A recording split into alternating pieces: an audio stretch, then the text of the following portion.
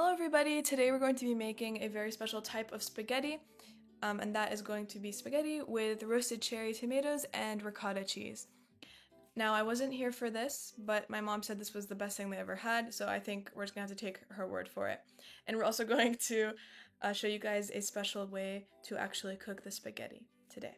But we're going to start off with first cherry tomatoes, so just go ahead and get those from wherever groceries.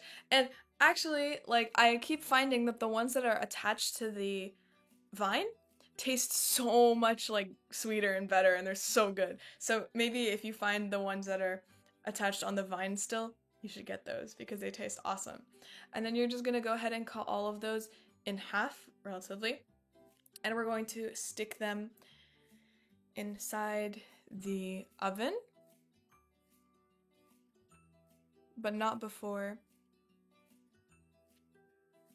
we place them on a sheet. And my mom is going to be using, the material is not exactly silicone, but it's reusable paper that we just wash after we're done cooking. So maybe to get some sort of mat or something like this that she's going to be cooking these on, so that it's very easy to just slip them off. They don't stick to anything, and that we can quickly wash it after and then use it again. And then also at this point, you're just going to add some salt on top of the tomatoes as well. And then you're going to stick it in there at 400 degrees Fahrenheit. We're using our small little toaster oven. No need to get like super fancy with a big one. And you're going to leave them in there for half an hour until you see them start to crisp up on the sides, and then go ahead and take them out and set them aside while we do this part, which is cooking the pasta. So very simple, boiling hot water and salt. My mom said that she learned how to cook pasta in Italy from her Italian friends, and they had told her that it needs to be as salty as the Mediterranean Sea. And I've actually been there when I went to Turkey, but unfortunately I don't remember how salty it tastes, so I guess go and find out for yourself. Yes, you have to go to the Mediterranean Sea in order to complete this video, so make sure, before you continue, pause here and buy your plane tickets, and then you can continue probably while you're on the plane. Anyway, okay, we're getting so sidetracked. When you put the pasta in there, do not break it, just leave it whole and let it do its thing. And then after it's cooked, add some olive oil, and it's ready to get prepared with all the other ingredients. So back to our lovely tomatoes that are out of the pan. Just go ahead and scrape them off. Notice how they don't stick or melt into the pan, so that's great. So go ahead and just scoop those off. They should slide very easily, and place them into another container because we're going to start mixing everything together.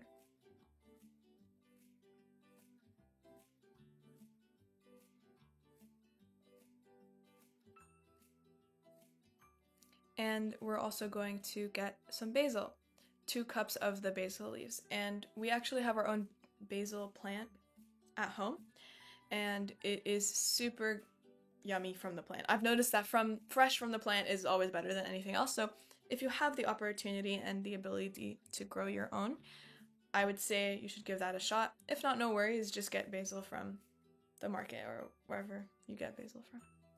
The market. I mean, I doubt you could just find basil growing outside, unless you are growing it outside, in which case you accomplish the same thing, so good job. Then you're going to add a cup of grated cheese, and then 2 cups of ricotta cheese, and 6 garlic cloves minced.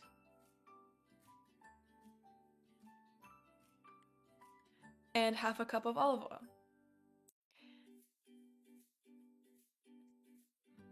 Two teaspoons of salt.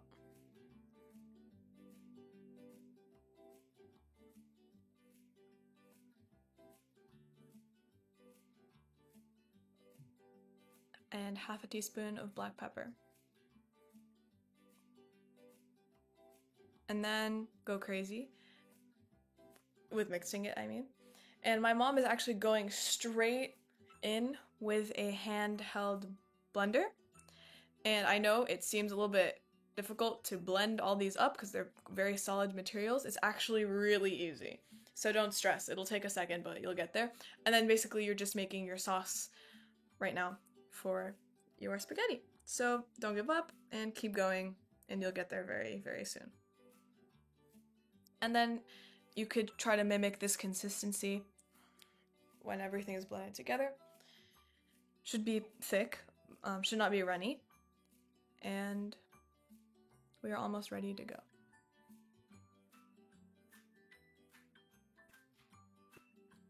Then you're gonna go ahead and pour the sauce straight into the spaghetti that was still in the pot and mix it. And then that you're basically done, and the only thing left is plating it. And we also have 2 little hacks on how to do that to make it look nice. I mean, you can obviously just eat it out of the pot. Like, we never do this. I don't know why she did this. We never eat spaghetti like, ooh, you get your little portion.